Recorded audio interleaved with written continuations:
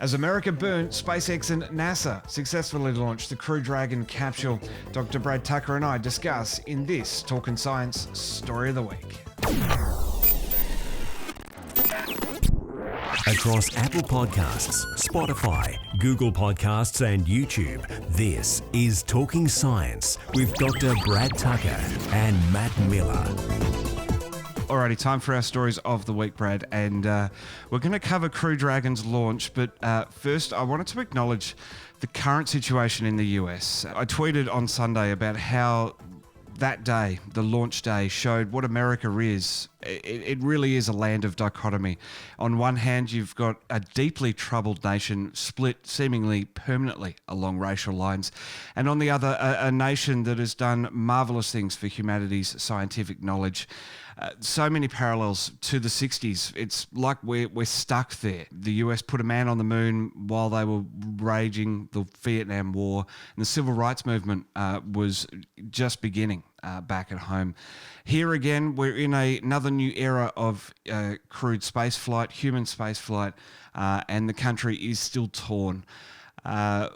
What are your thoughts and feelings on launch day and how everything's happening in the States at the moment, especially being an expat American? Yeah, look, I mean, it's troubling to say the least. There's a lot of built up emotion here, and it's also related to frustration over coronavirus, and it's been one wave after another. And when we talk about sometimes space stuff and that it hopefully has the ability to unite and join in people, I hope that there is a way that we can find that. It's not going to solve the problems because those are more deep and wider than space technology can do.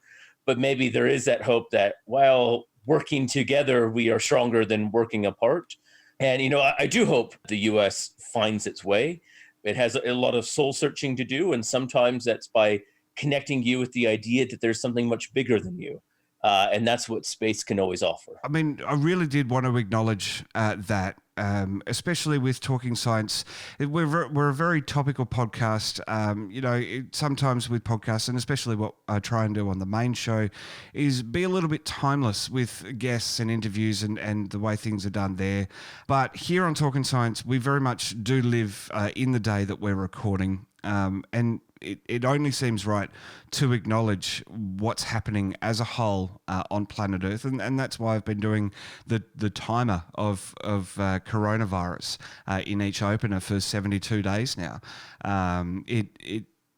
These things happen, and as you say, hopefully talking about science and making these discoveries and trying to continue on with life as best as we can in a new normal is a way, as you say, of showing that there are other things out there that look what we can do, look what humanity can do. When we put our minds to it, we can create new spacecraft and get astronauts into low Earth orbit in less than 19 hours. It's not just beyond being topical. That's just what's happening in the world. And it's always important when we talk about, I think, space as well, that when we go into space, we're no longer representatives of a country or a species. We're Earthlings in the truest sense, and bringing some of that spirit back. And I think some people sometimes need to realize that, and it's good to show it. And as you said, science isn't separate from what's happening in the world; it's part of it. So it's not like we can just separate the two issues. And the two issues feed off each other sometimes. During the height of the coronavirus impact, NASA scientists were finding ways of fast-lining some of the technology they were doing to help in respirators and those sorts of things. So it goes hand in hand, and we still hope that the U.S. finds its way. Absolutely. All right. Well, let's move on to the Dragon launch. A weather delay forced the postponement to Saturday afternoon Eastern time, and they successfully made that launch. I do feel that the weather risk was about the same, but they just decided that they couldn't postpone again. Yeah, it definitely was. The weather was again like a 50-50 on the morning of the launch U.S. time, and it was a bit dicey. I think the weather did improve eventually, and the skies were definitely a lot better than they were than Thursday. And we look at some of the critical things. They didn't have a tornado warning this time, which is always helpful. There's a lot less electrical activity, lightning activity, which is always one of the problems. They just were on the other side of the okay window on Thursday, and Sunday they were on this side of the okay window, and they had to go at it, and it succeeded. Absolutely, and of course, the intimation there for me is not to say that they launched at risk, but I was reading up pre-launch on Thursday our time that you can never guarantee 100% perfect weather for the entire launch into orbit, getting beyond any cloud layer of planet Earth, because it is such a long way that they travel. They don't just go straight up from Cape Canaveral. It's straight up and over the Earth. Local weather changes each mile you go, and you heard that in the call-outs on the live stream, that they were talking about each time the spacecraft had progressed a little bit further, they were then looking at the weather further downrange, and there was even a call-out to Shannon, which is in Ireland, which would have been a recovery point if the worst had have happened. It's the sort of thing that you can't have clear weather essentially across half the Earth. That doesn't really happen. So you're trying to minimize that. You try and find, the right set of conditions and the best circumstances possible. But it does raise the point. Weather delays are not new to Crew Dragon. It happened to lots of rocket launches, the space shuttle, etc. One of the problems is it's Florida. And so you're launching from Florida, and it has this weather. Now, obviously, you want to launch near the equator, which is, the best way, the quickest way to get into space in terms of speed.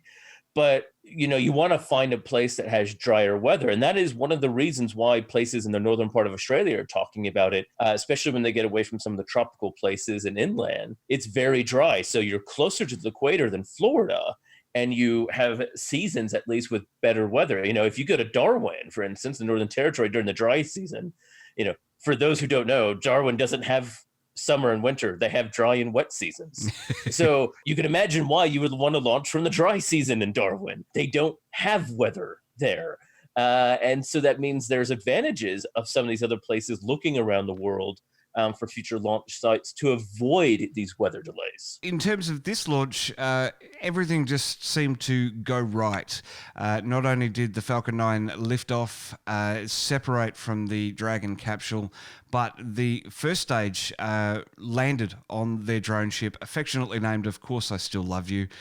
And then they completed their checks over 19 hours, had a built-in sleep period. I don't know whether they slept, but they docked with the space station yesterday at about 3 a.m. Australian Eastern Time. Yeah, it'd be interesting to see. It's kind of like, how giddy they were and how excited they were.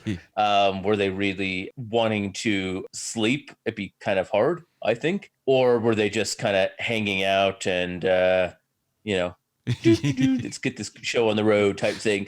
Downtime is still downtime, whatever it is you're doing. That's right. Exactly. It is important to have it, especially when you are on a test flight.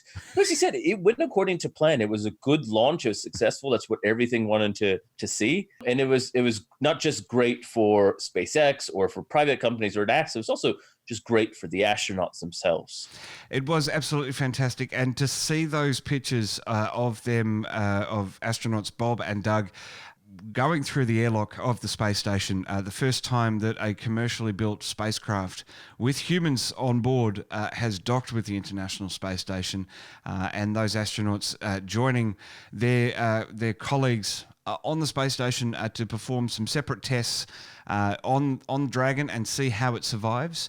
Brad, do we know how long they're staying in orbit as yet? Look, they've nominally said 1 to 4 months. They have a bit more of an open-ended mission compared to most of the other space station STS missions. The reason being, as you said, they want to do some testing more on Dragon. They will partake in kind of everyday normal space station stuff. One of the goals here, though, is they need to eventually analyze all of the data from the flight, on board and all sorts of things. So they need to get it back down so they can do the final testing so that it could, get the check that everything went according to plan and it can enter full service mode. So I think the question is, will they want to accelerate that process so they can move on faster? Are they willing to wait a little bit longer in space? By being in space, for a long time. It's like a vacuum test, and we've talked about this before with other spacecraft doing their vacuum testing and their space environment testing. The best way of testing in the space environment is in space. So, there's an advantage of leaving it up there as well. So there's a few different things. I think they're going to see how the mission proceeds. They will definitely be back by the end of September. That is the latest that they can come back down. But I imagine we'll probably see them a bit earlier than that. And of course, don't forget to follow Brad on social media. On Facebook, he's Dr. Brad Tucker. On Twitter, he's btucker22. Trekzone's all over social media as well. Give us a like, follow, and subscribe all across the socials. Just search for Trekzone. We're there on Facebook, Instagram, Twitter, Tumblr, and YouTube. And we're podcasting as well. Search for Trekzone, subscribe, leave a review, and get fresh episodes straight to your mobile device so you can listen to us while you're on the go. This has been a Talkin' Science Story of the Week, a Trekzone podcast. I'm Matt Miller. Thanks so much for listening and watching.